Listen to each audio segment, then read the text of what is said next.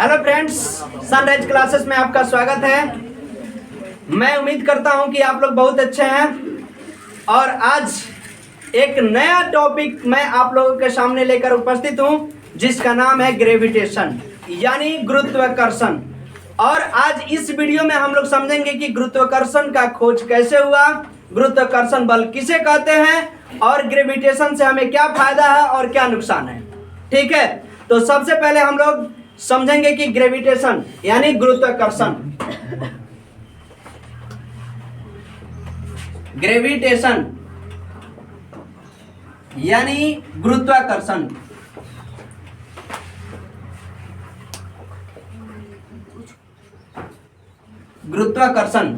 गुरुत्वाकर्षण की परिभाषा जानने से पहले हम लोग समझेंगे कि आखिर गुरुत्वाकर्षण की खोज कैसे हुई। ठीक है, तो सर्वप्रथम मैं आप लोग को इस वीडियो में बताऊंगा कि गुरुत्वाकर्षण की खोज कैसे हुई, यानी डिस्कवरी ऑफ ग्रेविटेशन, गुरुत्वाकर्षण की खोज। ऐसा कहा जाता है कि अंग्रेजी वैज्ञानिक सर आइजक न्यूटन ने 1661 ईस्वी में कैम्ब्रिज विश्वविद्यालय में पढ़ने के लिए यानी शिक्षा ग्रहण करने के लिए कैम्ब्रिज विश्वविद्यालय गए। तो सर आइजक न्यूटन को कहां भेज दिया जाता है? कैम्ब्रिज विश्वविद्यालय। क्या करने के लिए? तो शिक्षा ग्रहण करने के लिए।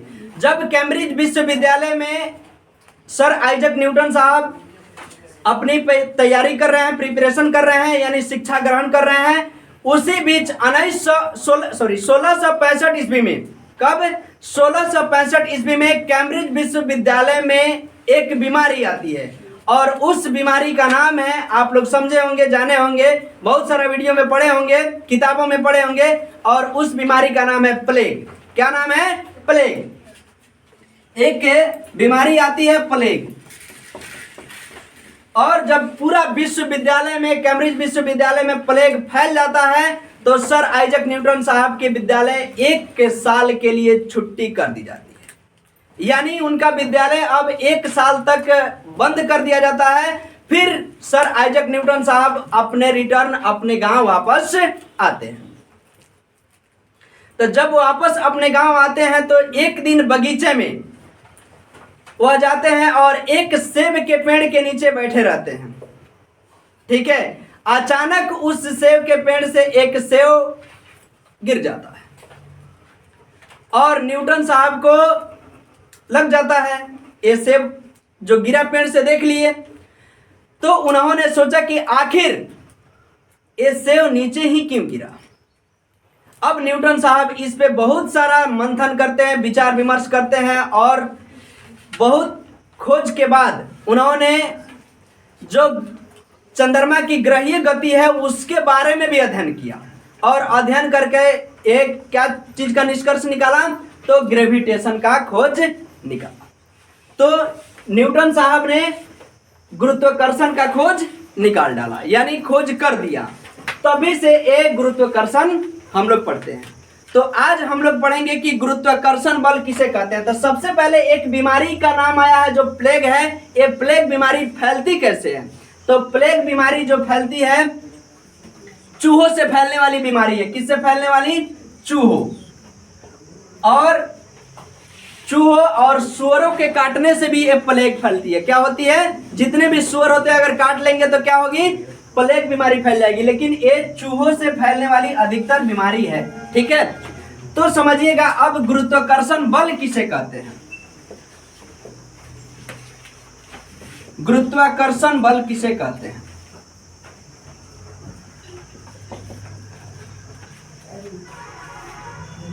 ब्रह्मांड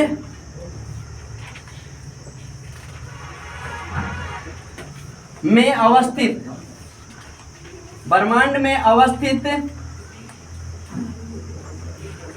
दो पिंड, ब्रह्मांड में अवस्थित दो पिंडों के बीच, ब्रह्मांड में अवस्थित दो पिंडों के बीच लगने वाला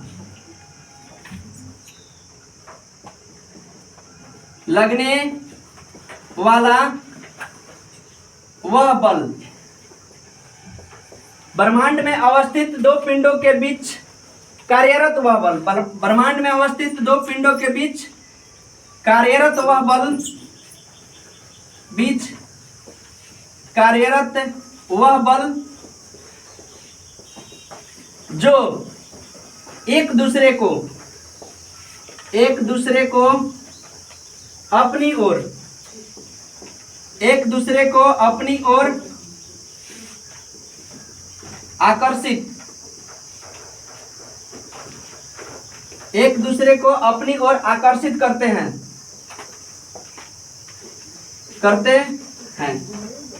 उसे क्या कहते हैं? उसे गुरुत्वाकर्षण बल कहते हैं। उसे गुरुत्वाकर्षण बल कहते हैं। गुरुत्वाकर्षण बल कहते हैं।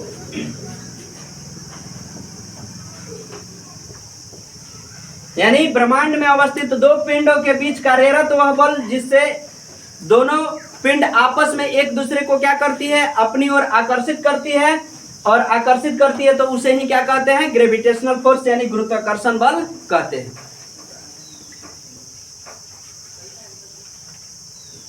दो पिंडों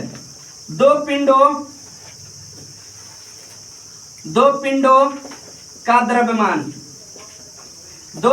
द्रव्यमान m1 एवं m2 हो तथा दोनों r दूरी पर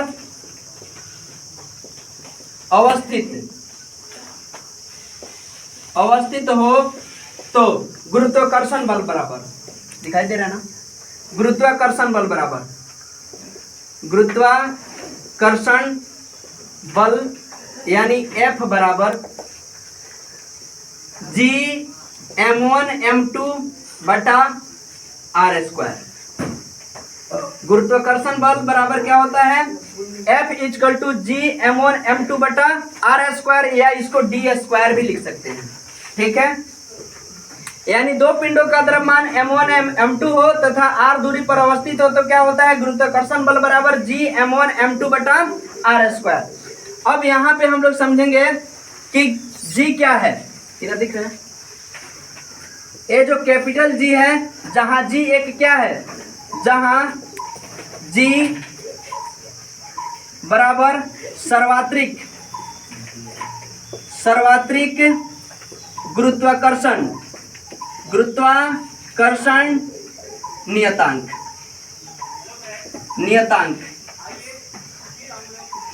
जहां G बराबर सर्वात्रिक गुरुत्वाकर्षण नियतांक यानी यूनिवर्सल ग्रेविटेशन एक कहलाता है कांस्टेंट। अब कैपिटल G का वैल्यू क्या होता है? यानी बड़ा G का मान कितना होता है? 6.667 गुने 10 के पावर -11 न्यूटन मीटर स्क्वायर प्रति केजी स्क्वायर। यानी G का वैल्यू क्या होता है? कैपिटल G का वैल्यू क्या होता है? 6.67 इंटू 10 के पावर -11 न्यूटन मीटर स्क्वायर प्रति केजी स्क्वायर। और G का SI मात्रक क्या होता है? G का SI मात्रक तो होता है न्यूटन मीटर स्क्वायर प्रति केजी स्क्वायर। G का मात्रक क्या होता है? सबसे पहले बड़ा G का खोज किसने किया था? Henry Cavendish. किसने किया था? Henry Cavendish.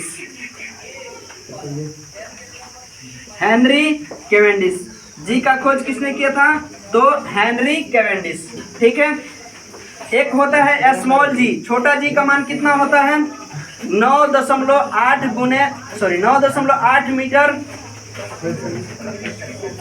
मीटर प्रति सेकंड स्क्वायर। 8 मीटर प्रति सेकंड स्क्वायर, 9.8 मीटर प्रति सेकंड स्क्वायर। G का मान कितना होता है? 9.8 मीटर प्रति सेकंड स्क्वायर।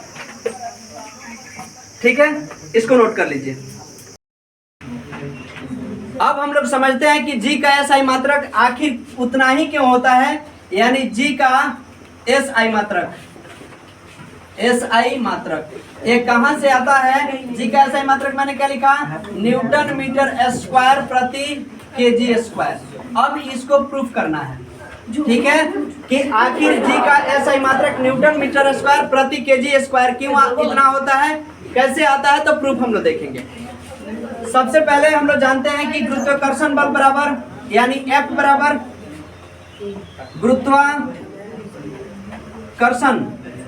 गुरुत्वाकर्षण बल बराबर गुरुत्वाकर्षण बल यानी F बराबर क्या होता है, G m1 m2 बटा में डी स्क्वायर होता है ना, डी स्क्वायर या आर स्क्वायर।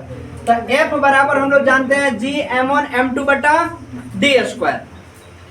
तो ये गुरुत्वाकर्षण बल बराबर होता है और इसमें हमको प्रूफ करना है कि कैपिटल जी का एसआई मात्रक न्यूटन मीटर स्क्वायर प्रति केजी स्क्वायर क्यों होता है। ठीक है, तो सबसे पहले हम लोग क्या करेंगे, गुरुत्वाकर्षण बल F में और डिस्टेंस दूरी D में क्या करेंगे, इसको ब्रज गुणन करेंगे। क्या करेंगे, ब्रज गुणन विधि, ब्रज गुणन विधि का प्रयोग करेंगे और ब्रज गुणन विधि का प्रयोग करेंगे तो इसके नीचे क्या हो जाएगा, 1 हो जाएगा और इसमें ऐसे गुणा कर देंगे। ठीक है, तो A क्या हो जाएगा, F into d square equal to G m1 m2 हो जाएगा ना जी, हो जाएगा। चलिए अब हमें क्या करना है, G का वैल्यू ज्ञात करना है, यानी G का मान क्यों होता है न्यूटन मीटर स्क्वायर प्रति केजी स्क्वायर, यानी इसका एसआई मात्रक। तो G बराबर क्या हो जाएगा, क्या हो जाएगा, तो ये गुना में है तो इधर आएगा एफ डी स्क्वायर, बटा में इसका हो जाएगा m1 और m2 हो जाएगा ना। G को उधर वैल्यू कर देंगे तो इधर आ जाएगा। अब समझते हैं, G का मान पता नहीं है, इसको रहने देंगे। F का मतलब होता है फोर्स, F इक्वल टू क्या होता है, फोर्स। अब फोर्स का मतलब होता है बल, क्या होता है, बल। यहाँ पे D है, D इक्वल टू डिस्टेंस, क्या होता है, डिस्टेंस। और डिस्टेंस कहे तो दूरी, क्या होगा, दूरी। M जो होगा मास, m1 होगा मास, मास और m2 भी होगा मास। मास का मतलब होता है द्रव्यमान, क्या होता है जी, द्रव्यमान, इसका भी मतलब द्रव्यमान। ठीक है, तो अब हम यहाँ पे रखेंगे GF, बल का एसआई मात्रक क्या होता है, बल का एसआई मात्रक क्या होता है, तो न्यूटन। बल का एसआई मात्रक क्या होता है, न्यूटन, तो न्यूटन लिख दिए। D डिस्टेंस यानी दूरी का एसआई मात्रक क्या होता है, मीटर, दूरी का एसआई मात्रक क्या होता है, मीटर, और मीटर में स्क्वायर है यानी D का स्क्वायर है तो यहाँ पे m गुने m लिख सकते हैं। अब बटा बल यानी द्रव्यमान, द्रव्यमान का एसआई मात्रक क्या होता है, किलोग्राम, द्रव्यमान का एसआई मात्रक क्या होता है, किलोग्राम। फिर मल्टीप्लाई में है, फिर m2 है तो फिर द्रव्यमान का एसआई मात्रक क्या होगा, किलोग्राम होगा। तो G equal to n, m में m से गुना करेंगे तो क्या हो जाएगा, m स्क्वायर। अब बटा में यानी प्रति है, इसको क्या बोलेंगे, प्रति।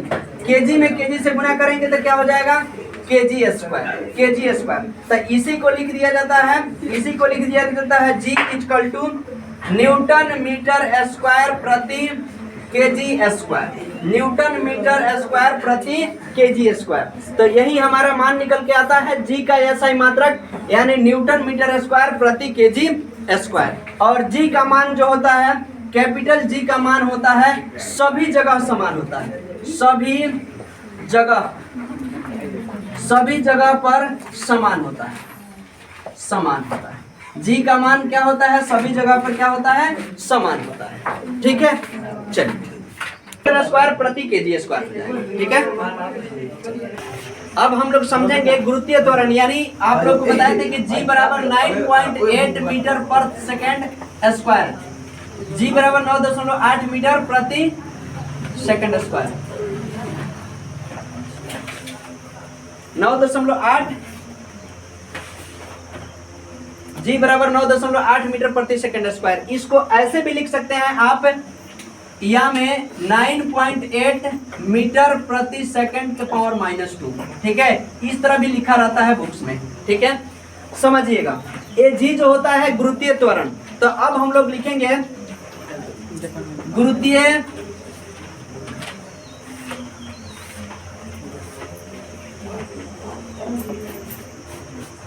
गुरुत्वीय त्वरण, गुरुत्वीय त्वरण G का परिकलन, जी का मान का परिकलन। यानी अब हम लोग प्रूफ करने जा रहे हैं G इक्वल टू 9.8 मीटर प्रति सेकेंड स्क्वायर। आखिर एग्जैक्ट मान है या अप्रोक्सीमेट वैल्यू है, हम लोग देखेंगे। ठीक है, तो सबसे पहले हम लोग समझेंगे कि सर्वात्रिक गुरुत्वाकर्षण नियतांक, सर्वात्रिक गुरुत्वाकर्षण, सर्वात्रिक गुरुत्वाकर्षण नियतांक, नियतांक G बराबर कितना होता है? कैपिटल G का मान होता है 6.67 गुने 10 के पावर -11 न्यूटन मीटर स्क्वायर प्रति केजी स्क्वायर। ठीक है, मान पुट करेंगे। पृथ्वी का द्रव्यमान, पृथ्वी का द्रव्यमान यानी m बराबर क्या होता है? 6 गुने 10 के पावर 24 केजी। कितना होता है? 6 गुने 10 के पावर 24 केजी। और पृथ्वी, पृथ्वी की त्रिज्या, पृथ्वी की त्रिज्या यानी r बराबर होता है 6.4 गुने 10 के पावर 6 मीटर। ठीक है, हम लोगों को मान निकालना है 9.8 मीटर प्रति सेकंड स्क्वायर। गुरुत्वीय त्वरण G का मान निकालना है। सर्वात्रिक गुरुत्वाकर्षण नियतांक G बराबर 6.67 गुना 10 के पावर -11 न्यूटन मीटर स्क्वायर प्रति केजी स्क्वायर होता है। पृथ्वी का द्रव्यमान कितना होता है? 6 गुना 10 के पावर 24 केजी होता है। और पृथ्वी का त्रिज्या जो होता है 6.4 गुने 10 के पावर 6 मीटर होता है। ठीक है, अब हम लोग यहाँ से समझेंगे कि स्मॉल g बराबर होता है कैपिटल G इंटू m बटा में d स्क्वायर। क्या होता है? d स्क्वायर लिखें या r स्क्वायर लिखें, दोनों मान सेम ही होता है। ठीक है, तो यहाँ पे पृथ्वी का त्रिज्या है तो हम लोग इसको r से सूचित कर देंगे।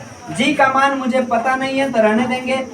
कैपिटल G का मान पता है 6.67 गुने 10 के पावर -11 न्यूटन मीटर स्क्वायर प्रति केजी स्क्वायर। ठीक है, m का भी मान मालूम है। m का मान कितना मालूम है? 6 गुने 10 के पावर 24 केजी, है ना। जो मान दिया है उसको मैंने क्या कर दिया? पुट कर दिया और divided by r square. r square का मतलब है कि इसको 2 बार लिखना है, यानी 6.4 गुने 10 के पावर 6 का होल स्क्वायर भी अगर हम कर देंगे इसका पूरा का स्क्वायर तो मान हमारा हो जाएगा। ठीक है, ए लगभग में टोटल पूरा कट जाता है और कटने का बाद वैल्यू जो आता है G का मान आता है, ए आता है 9.8 है ना, तो ए आता है 9.777 मीटर स्क्वायर। ठीक है, एग्जैक्ट मान इतना आता है, लेकिन हम लोग इसको क्या करते हैं, जब ये 777 बार बार रिपीट करता है तो इसको लिख देते हैं G बराबर 9.8 मीटर प्रति सेकेंड स्क्वायर। यही होता है गुरुत्वीय त्वरण G का मान। अतः गुरुत्वीय त्वरण G बराबर 9.8 मीटर प्रति सेकेंड स्क्वायर। यही मान हमें बार बार याद करना होता है। ठीक है, अब गुरुत्वीय त्वरण G का मान जो होता है, ये क्या होता है? सभी जगह समान नहीं होता है, ये बदलता रहता है। ठीक है, तो समझेंगे। अब इसमें कुछ पॉइंट मैं यहाँ पे मेंशन कर देता हूँ, आप लोग देख लीजिएगा। ठीक है, सबसे पहला बात है कि जो G का मान होता है भूमध्य रेखा पर न्यूनतम होता है। दिखाई दे रहा है ना? छोटा G का मान होता है, G का मान भूमध्य रेखा, भूमध्य रेखा पे क्या होता है? न्यूनतम होता है। न्यूनतम भूमध्य रेखा पर G का मान क्या होता है? न्यूनतम होता है। भूमध्य रेखा कहिए या विषुवत रेखा कहिए, इस पे क्या होता है? मान ध्रुव होता है। और G का मान पृथ्वी के ध्रुव पर, G का मान पृथ्वी के ध्रुव पर क्या होता है? तो महत्तम होता है, यानी छोटा जी का मान जो है भूमध्य रेखा कहिए या विषुवत रेखा कहिए, विषुवत रेखा पर क्या होगा, विषुवत रेखा पर न्यूनतम होगा, और छोटा जी का मान पृथ्वी के ध्रुव पर क्या होगा, महत्तम होगा, महत्तम, महत्तम होगा, क्या होगा, महत्तम होगा, यानी अधिक होगा। ठीक है, उसी प्रकार होता है पृथ्वी के सतह से ऊपर या नीचे जाने पर, पृथ्वी के सतह से ऊपर या नीचे, पृथ्वी के सतह से ऊपर या नीचे, नीचे जाने पर जी का मान, जी का मान क्या होता है, घटता है, जी का मान घटता है। पृथ्वी की सतह से ऊपर या नीचे जाने पर क्या होता है, जी का मान घटता है। ठीक है, आगे है जी का मान जो होता है ये पृथ्वी के केंद्र पर, पृथ्वी के केंद्र पर जी का मान, पृथ्वी के केंद्र, पृथ्वी के केंद्र पर जी का मान, जी का मान शून्य होता है। क्या होता है, शून्य।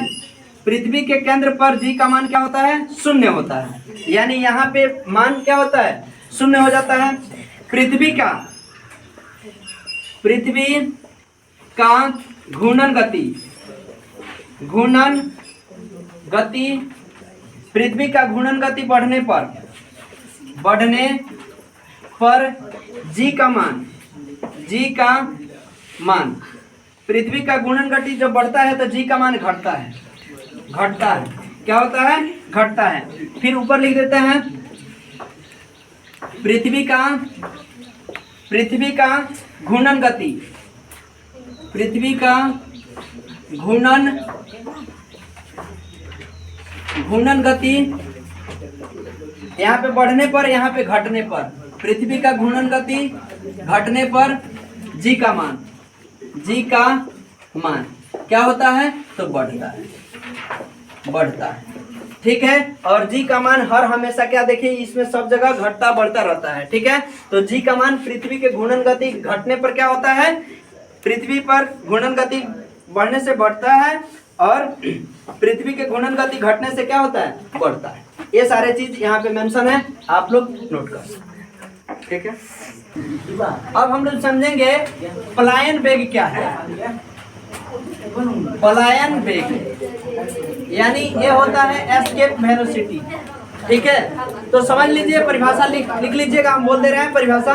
पलायन वेग किसे कहते हैं, वह न्यूनतम वेग जिससे किसी पिंड को, वह न्यूनतम वेग जिससे किसी पिंड को पृथ्वी के गुरुत्वीय क्षेत्र से फेंका जाता है, यानी उसको पार करा दिया जाता है। ठीक है, तो उसको ही क्या कहते हैं, पलायन वेग कहते हैं। अर्थात वह वस्तु कभी पृथ्वी पर वापस नहीं आएगी। आप कोई वस्तु को फेंकते हैं ऊपर तो फिर वापस आ जाती है, लेकिन ये पलायन वेग होता है, वह न्यूनतम वेग होता है जिससे किसी वस्तु को ऊपर की ओर फेंका जाता है, जिससे वह गुरुत्वीय क्षेत्र को पार कर जाती है और पुनः वापस उस धरातल पे नहीं आती है। उसे ही क्या कहते हैं, पलायन वेग कहते हैं।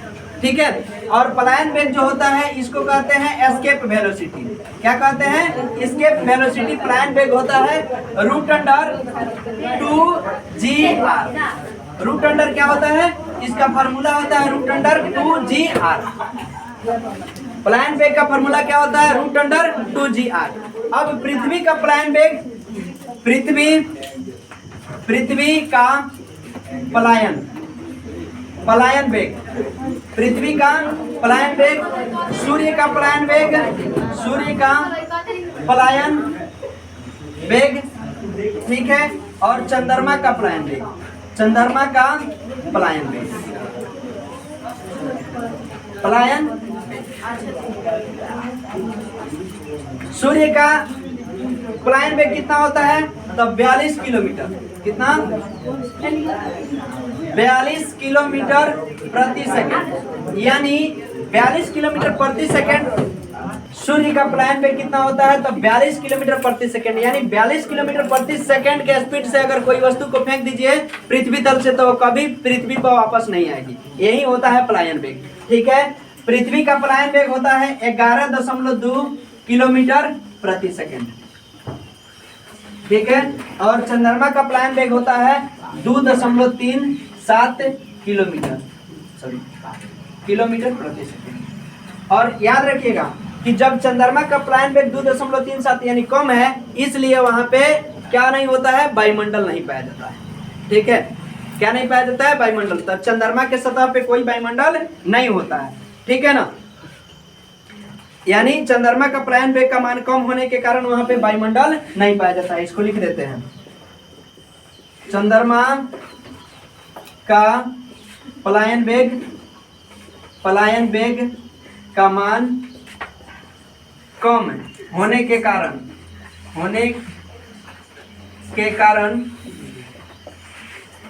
चंद्रमा का पलायन वेग का मान कम होने के कारण चंद्रमा की सतह पर वायुमंडल नहीं होता है। ठीक है, चंद्रमा की सतह पर आप किसी को कुछ भी बोलेंगे तो उसका साउंड उसके पास नहीं जाता है। ठीक है, तो यानी उसका कारण क्या है? वायुमंडल नहीं है। और ये वायुमंडल नहीं होने का कारण क्या है? कि चंद्रमा का पलायन वेग का मान कम होता है, इसलिए चंद्रमा की सतह पे क्या नहीं पाया जाता है? तो वायुमंडल नहीं पाया जाता है। ठीक है, तो ये पलायन वेग हो गया। पलायन वेग का मान फिर से एक बार समझ लीजिए कि पलायन वेग जो होता है वह न्यूनतम वेग से किसी वस्तु को अगर फेंका जाता है जो कि गुरुत्वीय क्षेत्र को पार कर जाती है, यानी गुरुत्वीय क्षेत्र को पार करने का मतलब है कि वह वस्तु पुनः पृथ्वी पर वापस नहीं आएगी। अर्थात पृथ्वी पर वापस नहीं आएगी तो उसको क्या कहते हैं? पलायन वेग कहते हैं। एस्केप वेलोसिटी यानी पलायन वेग का मान होता है √2gr। ठीक है, पृथ्वी का पलायन वेग होता है 11.2 किलोमीटर प्रति सेकंड, यानी 11.2 किलोमीटर प्रति सेकंड के स्पीड से कोई किसी वस्तु को यहाँ से फेंक दीजिएगा तो वो पृथ्वी पर कभी वापस नहीं आएगी। सिंपल सी भाषा में समझ लीजिए। सूर्य का पलायन वेग का मान होता है 42 किलोमीटर प्रति सेकंड। चंद्रमा का पलायन वेग का मान होता है 2.37 किलोमीटर प्रति सेकंड। और चंद्रमा का पलायन वेग का मान कम होने के कारण चंद्रमा के सतह पर क्या नहीं पाया जाता है? तो वायुमंडल नहीं पाया जाता है। और जहाँ वायुमंडल नहीं पाया जाएगा वहां पे कोई चीज आप सुन नहीं सकते हैं। ठीक है, साउंड आप एक जगह से दूसरे जगह तक नहीं भेज सकते हैं। चलिए, बेस्ट ऑफ लक। इस वीडियो में इतना ही, फिर इसके बाद हम लोग समझेंगे